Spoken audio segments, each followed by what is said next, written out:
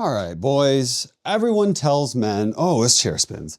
Everyone tells men to be confident, but most men who try to be confident end up feeling anxious, fake, and performative. It can be really tiring, let's be honest. And so then that begs the question, what if life and what if all of our efforts are not about confidence really at all in the first place? See, if confidence worked the way that we've been told and sold, why would we be left feeling empty at the end? Throughout the years, confidence has ebbed and flowed and turned into something completely different this day and age. It's grown into this vague, internal, but somehow sold to us as an external force. And it really seems like something that ebbs and flows, changes on a daily basis, something that's impossible to measure, and therefore something that's very easy to exploit and to profit off of. And so you see, something that cannot be accurately or concretely measured is something that can be sold forever, something that can scale forever. And with confidence, it's quickly turned into this goalpost, one that constantly is moving ahead of you, something that you can never quite achieve. It's just like getting a pump in the gym. You'll have a quick glimpse of it. Maybe you'll even have it for a little bit, but inevitably the blood rush will fade and you'll be back to your normal self. And just like blood flow, the more you think about it, the more in your head you are about it. Do I sound confident? Do I look okay? Am I coming across as dominant and in control? The more that you're in your head, the less blood flow you're able to channel to other areas. Therefore, expediting how quickly that pump fades. I'm gonna get off this analogy now. It's starting to get a little bit weird. And so the hidden cost of chasing confidence becomes a lack of confidence. And the thing that you value most, the thing that you're trying to hold on to the tightest, is the thing that's slipping through your fingers through the cracks. And it feels like this one step forward, two steps back. It's just this perpetual cycle that at the very end of the day, you're gonna be at the same place, worse, maybe slightly better than when you started. And therein lies the fragility of confidence itself.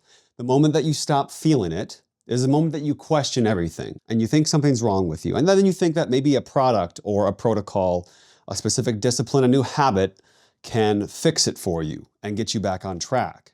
Because if you're not feeling momentum, if you're not seeing improvement, and if you're not measuring things, then you're just not growing. I think for a lot of men, once they feel like they've stopped growth, that's when your decline as a male, your masculine decline, begins. So here's where I'd like to introduce the solution. You guys can check out my 10-step course.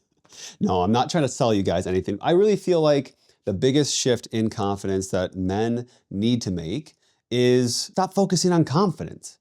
Confidence is something that flows. It's a byproduct, not a primary focus. You cannot chase it directly because once you do, you start to monitor it and dedicate really intentional brain power towards it. And the second you start monitoring confidence is the second you start to kill it inside of yourself. One analogy that I find helpful and very relatable is you're really tired and you're like, I'm just gonna go to bed.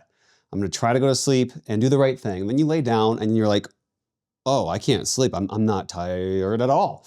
My body's tired, but my brain is on, wired, and active. And the harder you try and focus on falling asleep, the more impossible it becomes. And so just like sleep, you need a circadian rhythm to kind of set that pace and that tone for how you fall asleep, how easily you fall asleep, how quickly you fall asleep, when you fall asleep, and how efficient your sleep is, how restful it is, the quality of it. The same can be said for confidence. It forms after consistency, not with intention, and the more consistent that you are, the easier it is, the more it clicks, the more cyclical it feels, and the higher quality it is. And so just like science itself, science is evidence-based, and so is confidence. In our actions, in our day-to-day, in our interactions, the way that we show up and the way that we interface with the world around us, if we prove to ourselves over time that at the core, we can trust ourselves, that what we say we'll do, typically, like overall, that the habits we form and the choices that we make transcend feeling and motivation. That penny in the piggy bank that you deposit on a daily basis of whether you make your bed in the morning, whether you skip your workout or not, the foods that you decide to eat, the men that you actively engage with in your life, even when you don't feel like going to men's group. These things that are seemingly small compound and build, and then confidence flows from those decisions that we have made. I think a lot of men try and leverage confidence as a tool to attract the opposite sex. In the book, The Men We Need, phenomenal book that I was recently gifted, I've just kind of cracked it open. It talks about what women are seeking in men and how confidence, behaviors, and the way that men externally present themselves is kind of a surface level snapshot of how we internally are. And author Brant Hansen says one powerful line, I guess 2 lines because it's 2 sentences. Women sense who we are supposed to be, and they are attracted to us when they see us living it out. Now, I think it is paramount to emphasize that confidence and the behaviors that inform it are not to be motivated by attracting a sexual mate or a female partner. Again, just as confidence is a byproduct of consistency, I think attracting the right partner, finding your soulmate, is a byproduct of living out the man that you feel like you're called to be. And even beyond feelings, because feelings are unreliable, that you know deeply that you're called to be. And I think that's super cool and completely shifts on its head the confidence conversation. Now, of course, doing things that externally might project a sense of confidence, such as proper grooming, dressing intentionally, dressing well, being physically fit, and taking care of oneself. I think those are definitely important markers that should not be neglected because you're like, oh, well, I just want to focus on my feelings. I think this is a conversation that lies more in the gray area where both can be true. It just depends on the heart and the intention behind said behaviors. Now, you could be doing the right things. You could have the strongest habits and the best discipline, the best moral code. From the outside looking in, appear to be the most confident dude on the planet. You could even be 6'5". But if you're constantly comparing yourself to those around you, and today it's easier and easier to do that by the second. If you fall into that trap, then your confidence is going to wither away with it as well. And I don't think confidence is the biggest casualty of comparison. I think it's gratitude, it's patience, and the ability to accept your momentum and trajectory. And this is absolutely something that I have fallen prey to. Absolutely. So don't think that I'm trying to talk to you guys from my high horse here. I'm having to step back, re-audit, and monitor kind of my inputs as well as the way that I compare myself to others. So like hearing stats of maybe the average, I'm 25, almost 26, average 25-year-old has X amount in his bank account, X amount saved for retirement. Those stats sound good, but then when I kind of break it down to my immediate circle and even my social media circle, it's like these dudes are 6'2", they're 8% body fat, they're absolutely huge. They're driving Porsches and Ferraris. They're wearing designer clothes. And then suddenly that becomes my norm. It becomes so distorted. And this quiet minority is what drives my feelings of insecurity and then therefore my behaviors. So I'm not saying to use national averages as your baseline for comparison. I'm saying that stability is something that starts with an internal compass. And your reference point can only be based on your story. It sounds great, but it's very hard to implement and to truly take in and believe. And so this is where I want to really shift our mindset from confidence to dependability.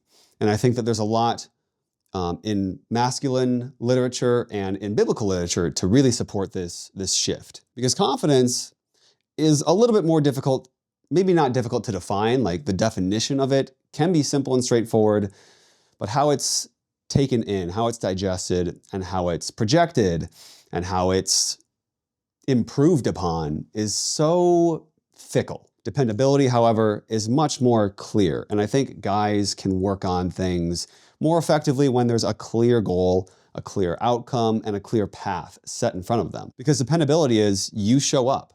Even when it's uncomfortable, even when you don't feel like it, you do what you said you would. Even when unforeseen obstacles come your way, you still find ways to navigate and problem solve to get to that point.